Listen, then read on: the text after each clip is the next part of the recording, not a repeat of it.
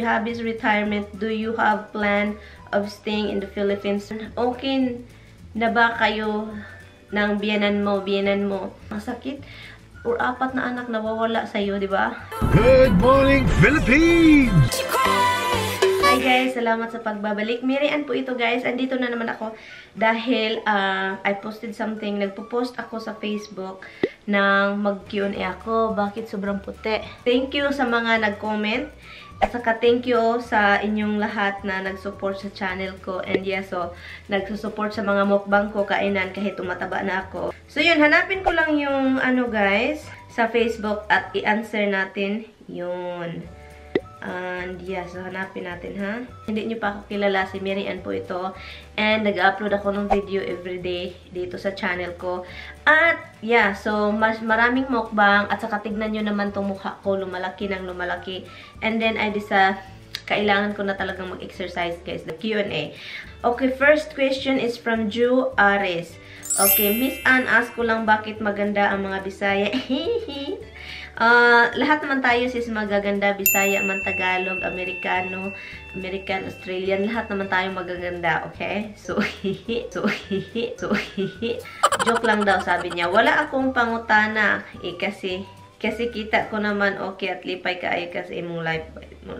Okay, thank you so much sis sa pag-comment at saka yun. Thank you so much sa pag-comment. May tanong din si Paula Rojas.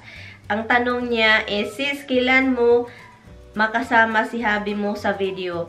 Makasama ko siya guys sa video ko kung tapos na siya nagtrabaho or wala na siya mga extra na trabaho. So yun, makasama ko na siya. And then, kapag fine, hopefully, you know, I don't know kung kailan guys, pero hopefully, pag andito na sila, makasama ko na siya kung wala siyang trabaho. So magkasama naman kami guys sa video kung andito siya at kung wala siyang trabaho. Or kung pupunta ako sa isang bahay. Question from Ward Harlin, sis, ask ko lang, bakit di kayo magkasama sa bahay ni hubby mo? Ito yung pinaka-ano. Nabili namin itong bahay 2 years ago, guys. And then, last year, April, 1 year na ako dito, I decided to stay here. Because sayang naman hindi ko titirahan at saka kung papiliin ako doon sa isang bahay or dito ako kasi mas maluwag, walang mga kalat or anik-anik. At saka, you know, first bahay namin ito at sana gusto ko dito ako titira. So, dinala ko yung aso.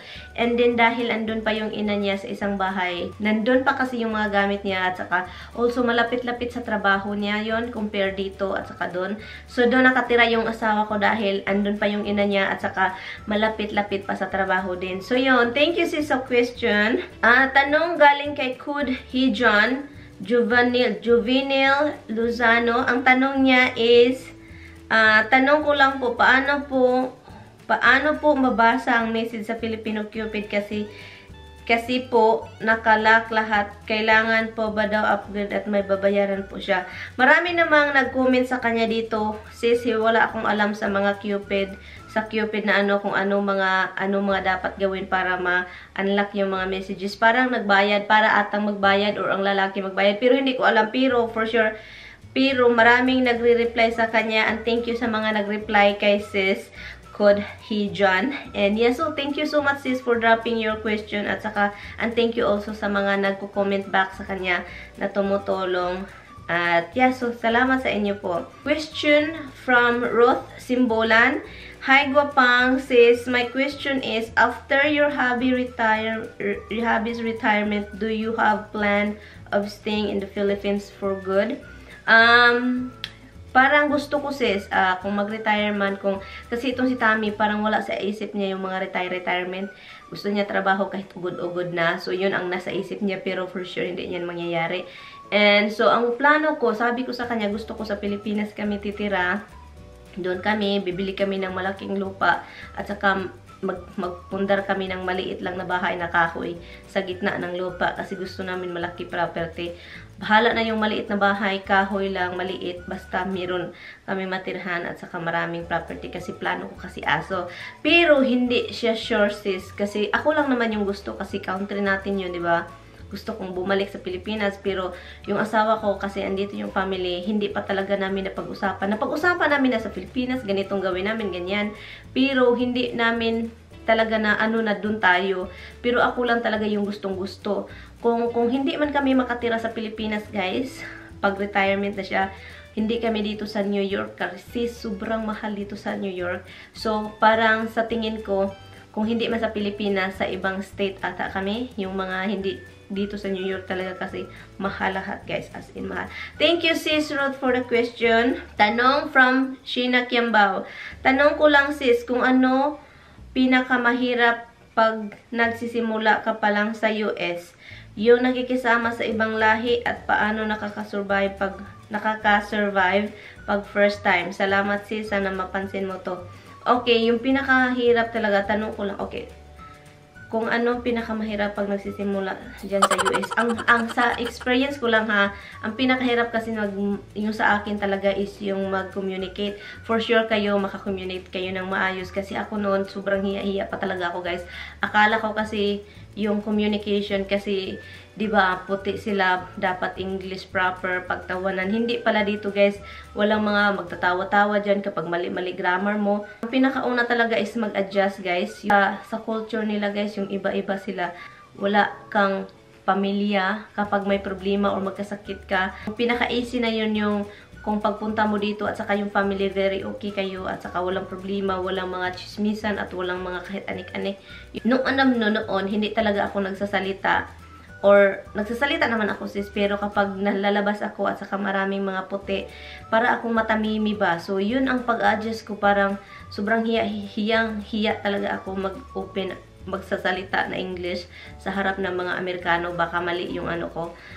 So, yun lang talaga yung sa akin. At saka, ibang lahi kasi sila, sis, kapag magtapok-tapok na sila, kapag magtitipon-tipon na sila, mahirap na intindihin yung mga salita nila. Para sa akin, ha, mahirap na kasi grabe na yung mga yaw-yaw nila, grabe na yung mga, kung ano na mga pinagsasabi na hindi na natin na-gets kasi sobrang bilis mag-English. Kahit isang sentence, takot ako kasi baka mali. Pero hindi pala dapat siya ikahiya yung hindi nakapagsalita ng English. Ang dami dito, sis, yung mga Mexican, mga ganyan, ang dami nila. At saka hindi lang tayo nag-iisa, meron din sila, hindi din sila. Yung iba nga, sis, dito, sis, yung matagal na sila dito, hindi pa rin nakapag-English, hindi pa rin magaling mag-English. Hindi naman lahat ng Pilipino katulad ko na nahihiya. Merong mga Pilipino na very, sila ba, yung hindi naman walang hiya. Anong tawag nun? Very happy-go-lucky ba? Yung talk, magsalita sila, masalita ba? So, yun ang yung pinaka-thumbs up talaga. Thank you so much, Sheena Kiambao, sa question. Hindi ako magaling, pero based on my experience, yun talaga yung pinaka-ano ko. So, this question is from Blake Chi. Sis, first time kong magtanong, di ba mahirap makipaghalubilo o laing lahi, ng laing ibang lahi, or nakisama sa biyanan or mga kadugo, relatives ng asawa mo? Nung una, mahirap talaga siya, sis, kasi bago tayo sa pamilya nila, bago tayo, hindi naman tayo palaging hindi naman tayo gaganon. Ang pinakamahirap sa akin is yung communication talaga, yung nanonood lang ako sa kanila, inoobserbahan ko sila, and for sure, I know, inoobserbahan din nila ako. Okay, Hannah Nation Toledo Bar. Question niya, ako sis, pangutana na ako, tanong ko sa'yo, if may plano, meron ka bang plano mag-join sa US Force? Bagay manggod ni mo ba? Bagay daw sa akin. US Force, takot ako. US Force, ano ba yun? Okay, itanong ko ulit sa iyo, sis, Hana. US Force, yung mga parang sakay-sakay ng mga eroplano, ano ba? Or gira-gira, like that. Hindi ko, takot ako, sis, magka ng mga mataas na mga mag-airplane. Parang gira yan, gira. Parang gira, takot tayo. Gusto ko sana mga ganyan kasi may cousin ako din na nurse siya sa US Army. Bago lang siya, US Army ata, hindi ko alam, basta nurse siya. Pero parang mahirapan ako sa mga ganyan. Iwan ko, basta itanong ko sa inyo kung ano bang trabaho ng mga US Force para naman malaman ko, sis. Okay, question from Mary Rose Belgica. My question, when will the other house be sold? So you and Tommy and his mom just all be together in one house. Oh, ang ganda ng English ni Mary Rose. Hi, sis Mary Rose. And so yeah, English ha. My question, will other house will be sold? Oh, hindi ko alam, sis, kung kailan ito masosold ng isang house. Hindi ko alam. Yung kapatid ng asawa ko is atat na atat ng ibinta kasi mahuhurot yung pera sis, mahuhurot. Gusto ko na andito na sila or yung ina nila magdesisyon kung saan siya titira dito or sa anak niyang babae. Gusto ko na rin matapos na itong lahat para talaga andito na sila. Kasi na ako guys, nako kaloka. Thank you sis Mary Rose sa question. Annabelle, question from Annabelle M. Kabagong. Hi sis, my question is how to be you. Hihi, joke. Oh my God, kain ka lang ng kain. Naaliw lang ako kasi funny ka and feel ko mabait ka. Ingat palagi sis. Anyway sis, yeah, thank you sis sa support and thank you always for watching my video. And sis, okay lang naman ako sis, sa totoo lang ha. Hindi, sa totoo lang, mabait naman akong tao kung mabait yung tao. Pag hindi mabait yung tao, hindi din ako mabait. Malita din ako. Ingat palagi, ikaw din, stay pretty sis. Ikaw din, stay pretty. Ingat sis. Thank you so much sis, Annabelle.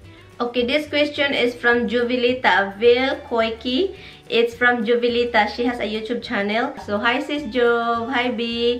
Okay, ang tanong niya is, kailan tayo magkikita dito sa Pinas? Hihihi. Sis, sana, oy, matagal pa ata akong makapunta dyan sa Pilipinas. Matagal pa akong babalik. Gusto ko 2020.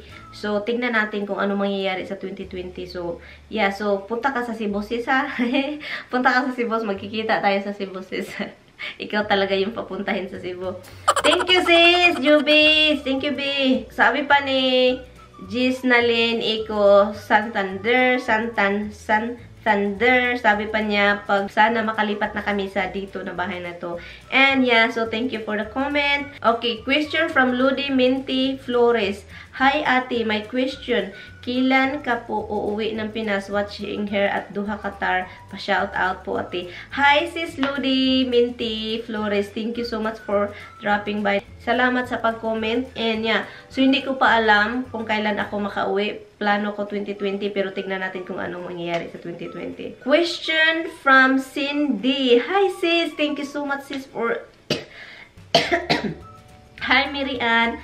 Ang tanong ko sis 1. Asa imong saan ba yung ultimate dream destination mo? Gusto ko lang talaga sa Pilipinas at saka makapunta sa Boracay. Yung Pilipinas lang talaga area sa Pilipinas. I know Pilipinas is bansa natin siya pero maraming lugar na hindi pa ako nakapunta guys. As in, kahit sa Cebu, matagal ako sa Cebu. Maraming mga probinsya sa Cebu na gusto kong anuhin. Boracay, di ba maraming magagandang lugar sa Pilipinas. So, yun lang ang pinaka-ano. Sa ngayon, guys, ito yun talaga. Walang halong anik-anik. Dream destination ko talaga is yung mga lugar sa Pilipinas na maturis. Yun talaga yung gusto ko. At saka dalhin yung asawa ko. So, yun talaga para malaman ng asawa ko na maganda din ang Pilipinas. Number 2 question. Ganahan ka mo bakasyon dire sa Caribbean? Hindi ko pa alam sis, pero marami akong naano na maganda daw dyan sa Caribbean. Pero sa ngayon sis, kung mayroong pira sis, bakit, diba? Yeah, kung mayroong pira, why not, diba? Kukunat. Number 3, what is your best motto in life? Grabe itong question. Motto in life? Wala akong mga moto-moto. Nung high school ako sis, grabe ako mag-moto-moto sis. Pero wala akong motto in life. Wala talaga. God bless you and everyone. Do you always good luck on your YouTube. Hapit na dyan mo. Thank you so much sis Cindy sa question. Thank you so much. And I know you're always here on my YouTube and Facebook. Thank you sis Cindy. Question from Mathia Rasigan. Ang tanong ko, Inday Ann, okay na ba kayo ng biyanan mo? Okay, yung biyanan ko guys, okay kami guys, pero may time talaga na parang maluluka ka ba? Hindi lang man lang ako yung maluluka, lahat kami dito naluluka. Kasi tumatanda na at saka gumagrabe na, pero may mga sitwasyon pa rin na para kaming magkaaway ba? Pero natural lang yun. I don't know kung natural lang yun, pero marami na kasi kaming past na mga nangyayari na hindi maganda. So, parang na ano na namin sa utak namin na nangyayari yun. Okay naman kami guys, basta hindi lang ako bahilagtan. Yung, basta naintindihan niyo yun. Sana maintindihan niyo. Basta okay kami, pero may time talaga na parang bumabalik lahat ba? Yung magkasama kayo, may parang yung basta matanda na siya guys, at saka matanda na siya, at saka marami na siya mga pinagsasabi na kung iba pa yun, nakakairita na. So yun, pero okay lang yun. Question from Gilly Cass. Sis Ann, tanong lang, ako yung ingredients mo sa humba. Sis, kung gusto mo makita yung humba, kung paano ko siya niluluto with itlog at with sili, meron na siya guys. Ilagay ko dito sa link sa information box para makikita nyo, or sa comment below. Ilagay ko yung link para makikita mo. Meron na akong video kung paano ko ginawa yung humba. So yun, thank you so much. Thank you sis Gilly. Okay guys, next question is from Beth Wilbanks. Ang tanong niya, sis, ask ko lang kung paano ninyo hinahandle yung situation ninyo ni hubby na na hindi kayo nag-stay sa isang bahay for a year na because of his job. I know it's hard, kaya gaya nimo, ako ba na yung asawa ko wala din palagi dahil sa trabaho. Nagta-travel siya palagi. Tinatagalog ko na lang ito sis. Aso at pusa lang din ang kasama ko most of the time. Alam mo sis Beth, kitang-kita mo naman sa mga vlog ko na may time talaga na down as in down talaga ako dahil mahirap yung situation na gusto mo siyang makikita, gusto mo siyang mahag, gusto mo siyang kung paano ko siya dinidil, lang talaga, paminsan kami ng asawa ko mag-FaceTime kami pag hindi siya busy at saka hindi siya pagod. And then nakikita din ninyo na magdadrive ako sa isang bahay, papunta dun sa isang bahay para lang makasama siya or dalhin ko yung aso. So yun lang talaga yung ginagawa ko guys. At saka tawagan lang talaga. Yung asawa ko palagi siya tumatawag. Kahit walang dapat pag-usapan kami tami, naka-FaceTime lang kami yung paggabi na before matulog kapag gusto namin mag-FaceTime at magkikita-kita. Wala kaming sinasabi. Nag-ano lang kami, nagtinginan, make faces sa cam, ganun-ganun. Mga ganun-ganun. Kahit ganun lang sis, masaya na. Pero may time talaga sis na down at saka ang sakit. Isipin na ikaw lang mag-isa, yun talaga. Basta, buti na lang sis may aso at pusa ka. Kasi yun talaga, lalo na yung aso. Nagbigay talaga sila ng kasiyahan sis. As in, hindi ko sinasabi na kuha kayo ng aso ha. Kung hindi naman kayo aso lover, dog lover. Pero iba talaga yung saya na ibigay sa'yo. Kapag wala kang anak, katulad ko, and then may aso ka, iba talaga yung nabibigay sa iyo kapag malayo ka sa asawa. So yun lang ang ko sa iyo sis. Thank you so much sis Beth for the question. For Juicy Gan, thank you so much sa comment. Juicy Gan, hi, thank you Juicy. Okay, question from Carbon Sinahon Mayumi. Hi sis, thank you so much sis. Sasali na siya. Bakit di kayo mahilig mag-tour or go somewhere to spend vacation? Mag-tour saan sis? Kahit saan, kung saan ako pupunta. Yes, kasi yung personality ko gusto ko talaga sa bahay. Yun, kung mayroon man akong kung mayroon pera, yun talaga yung pera. Hindi ka makabakasyon kung wala kang pera. Tipon-tipon or unahin muna yung mga dapat unahin yung mga responsibility dito sa bahay.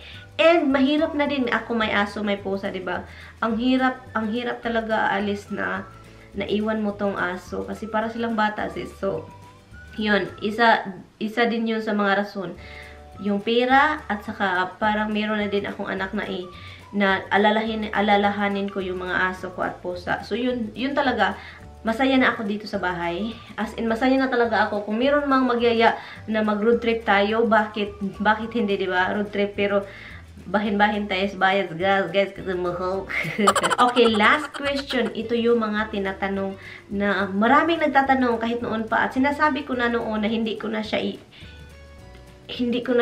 again answer. Pero maraming nagtatanong, Masqual Miss Talerna, BTM Cruz, at saka Trixie G. Matthew, Jancy Latimba Tortor, Michelle Dalit, at Suruwina Mayuga Dalan. Maraming nagtatanong about sa baby. Florida Haidar.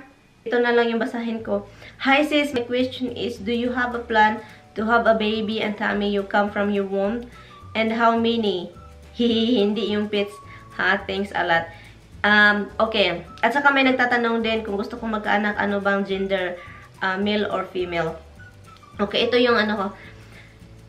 Once and for all, English yun.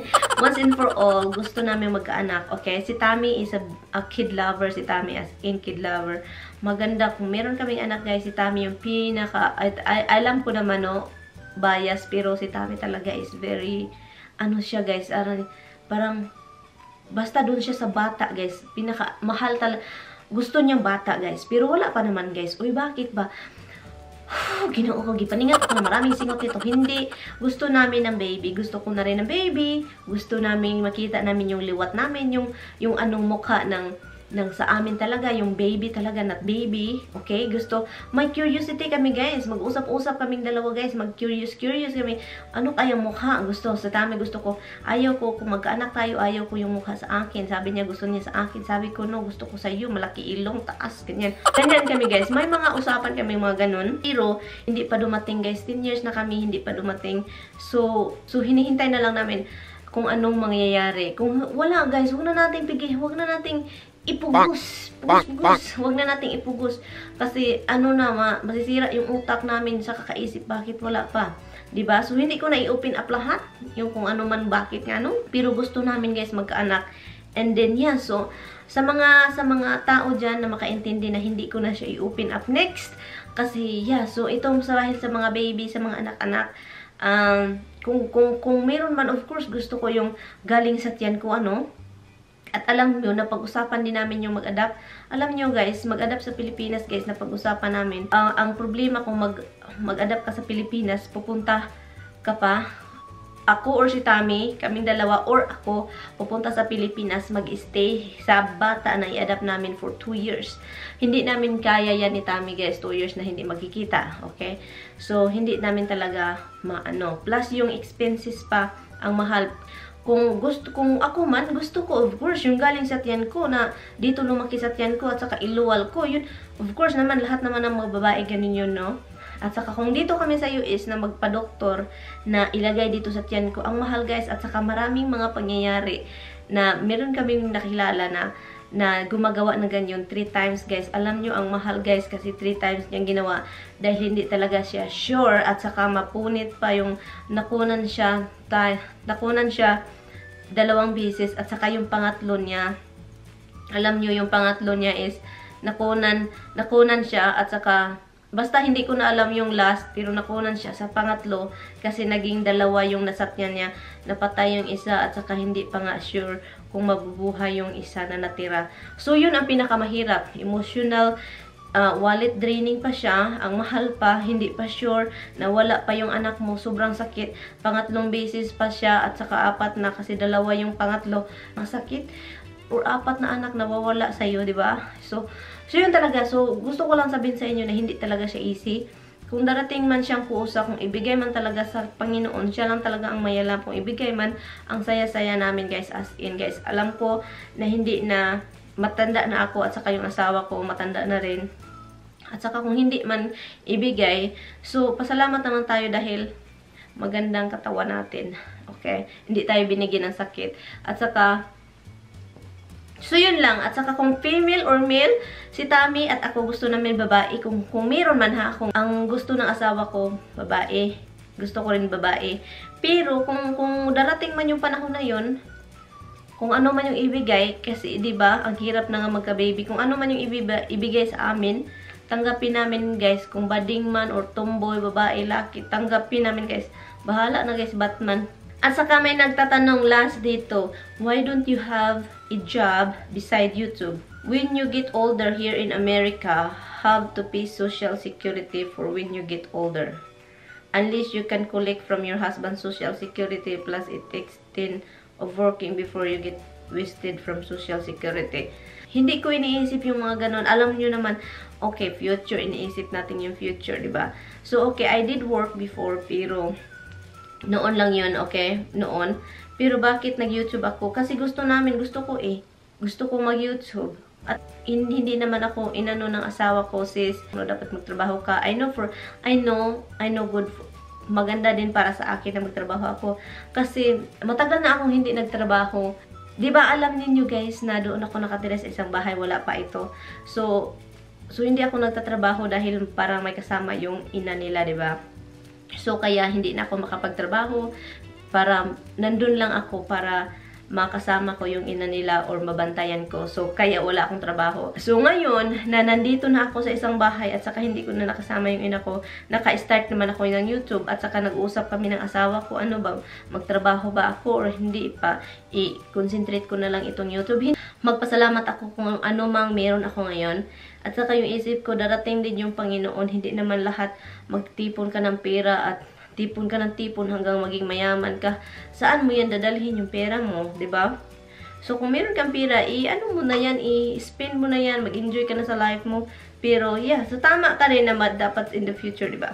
At masaya kasi ako sa YouTube, sis, 'di ba? Masaya ako sa YouTube. And so yun guys, thank you guys so much for watching. And dito na lang ako guys. And yeah, so salamat sa mga nanonood and salamat din sa mga nag-drop ng question. And masakit na yung tutulan ko. Thank you guys. Bye. I will see you guys in my next video. And yeah, I appreciate it. Bye guys. Salamat guys. Salamat sa inyong lahat na nag-comment ha. And I really do appreciate it. Sa susunod ulit. Bye bye.